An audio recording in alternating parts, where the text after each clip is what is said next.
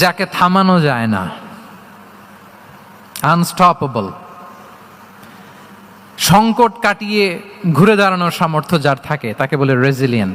লেগে থাকার মানসিকতা, টিকে থাকার যোগ্যতা, সহজে হার না মানার যে অ্যাটিটিউড, এটাকে বলে রেজিলিয়েন্ট মাইন্ডসেট। রাসূল সাল্লাল্লাহু আলাইহি ওয়াসাল্লামকে আল্লাহ তাআলা এই মাইন্ডসেট দিয়েছিলেন। ওনাকে হারাইতে পারছে কেউ? জীবনের সাথে এটা সেট করে নেন যে আমি কখনো হারি না, আমি হয় জিতি নয় শিখি। আমি কখনো হয় জিতি নয় শিখি। এই মাইন্ডসেট যদি গ্রো করেন, আপনার হারাইতে পারবে কেউ?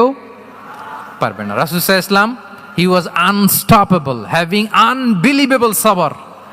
ধৈর্যের পাহাড় নিয়ে, আনস্টপেবল অ্যাটিটিউড নিয়ে তিনি শুধু সামনে গিয়েছেন, পেছনে যান নাই কখনো।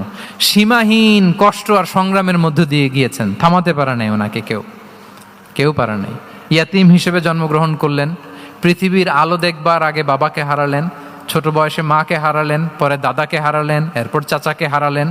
শিয়াবে আবি তালেবে জেল খেটেছেন 3 বছর। Physical torture, mental torture, life threat, হত্যা করার ষড়যন্ত্র হয়েছে। আল্লাহ তাআলা বলেছেন আজ রাতে হিজরত করো। ব্ল্যাক ম্যাজিক করা হয়েছে। লাবিদ ইবনুল আ'সাম, এক ইহুদিদের মিত্র, ওনাকে ব্ল্যাক ম্যাজিক করেছে। মারার জন্য খাদ্যে বিষ মিশিয়ে দেয়া হয়েছিল। বাজুর মাংস, খাসির বাজুর মাংস পছন্দ করতেন।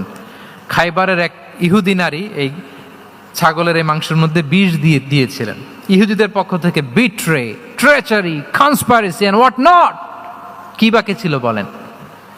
ষড়যন্ত্রের এমন কোনো ধরন ছিল না যেটা তারা বাকি রেখেছে। কিন্তু রাসূল সাল্লাল্লাহু আলাইহি ওয়াসাল্লামকে কি থামানো গিয়েছিল? বলেন, থামানো গিয়েছিল? গোটা বিশ্বব্যাপী উনি ছড়িয়ে দিয়েছিলেন।